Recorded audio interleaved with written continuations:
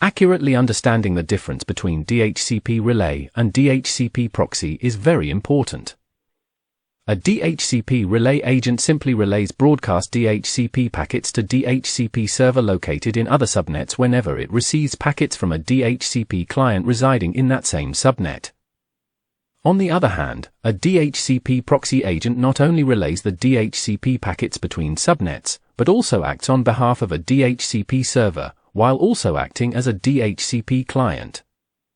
That is, it acts as a DHCP server to the DHCP client, but as a DHCP client to the DHCP server. Using a DHCP proxy agent instead of a DHCP relay agent has the following benefits. 1. Because the IP address of a DHCP server is not viewable to DHCP clients, the DHCP server is protected from external attacks.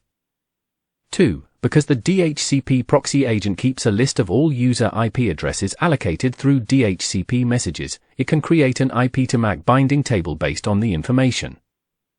This allows the agent to block any traffic from unauthorized users whose IP addresses have not been allocated through DHCP procedures.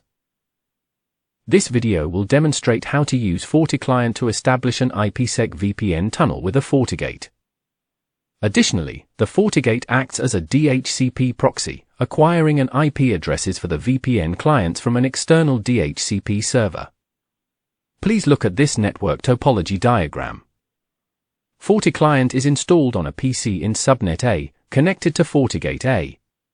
The physical subnet is in the 17.17.17.0 network segment. FortiGate A acts as a DHCP proxy, forwarding DHCP requests to FortiGate B, which serves as the DHCP server. FortiGate A has its gateway IP address set to 192.168.9.1. FortiGate B will allocate addresses in the 192.168.9.0 subnet for subnet A. In this experiment, the FortiClient PC is assigned the address 192.168.9.11. The following are the specific experimental steps. First, let's take a look at the main configuration on FortiGate. In this example, the IPSec VPN is using the interface mode. In the Phase 1 configuration, it's noteworthy that the type is defined as dynamic, serving as the hub to accept client connections. You can choose any proposal algorithm as long as they are consistent with the FortiClient configuration. To support DHCP proxy, you must enable mode CFG. Then, set assign IP from to DHCP.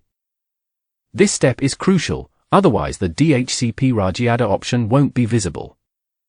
The DHCP Rajiada specifies the DHCP agent's gateway IP address.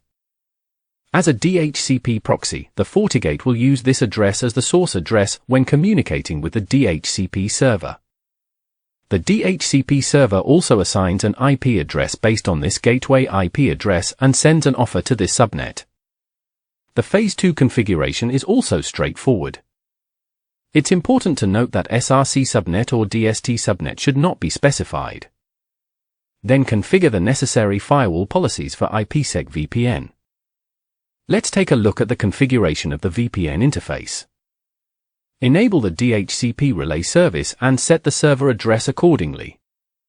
Because this interface will serve as the gateway for this subnet, you need to specify an IP address. Note that since it's a VPN tunnel interface, the address must be a 32. Finally, in the FortiGate system settings, enable the DHCP proxy feature and specify the IP address of the DHCP server. Now let's take a look at the configuration of the external DHCP server. In this example, we are using another FortiGate as the DHCP server. The DHCP server configuration is relatively simple. It's worth noting that, in the FortiGate configuration, we mentioned setting the gateway IP address with DHCP Rajiada. The DHCP requests will come from this address. Therefore, it's important to ensure that the IP range here and gateway IP address are in the same subnet, and configure the necessary routing settings to ensure the subnet is reachable. Let's configure FortiClient. Specify a name for the connection, set the remote gateway to the FortiGate address, and enter the password that matches the one on the FortiGate. Open the advanced settings and take a look at the specific parameters related to the IPSec VPN. The IKE version number and mode must match the FortiGate. Also, select Mode Config. The IKE proposal and DH group for Phase 1 must match the settings on the FortiGate. In the Phase 2 configuration, it's equally important to ensure that these settings are the same. Now, we've completed all the configurations. After saving the settings, FortiClient returns to the main access interface. Using the drop-down menu, select the VPN configuration you want to use. Click on the small menu in the upper right corner to choose to modify the current VPN configuration, or to create or delete configurations. Once everything is ready, click Connect button. FortiClient will establish the VPN tunnel and display the acquired IP address.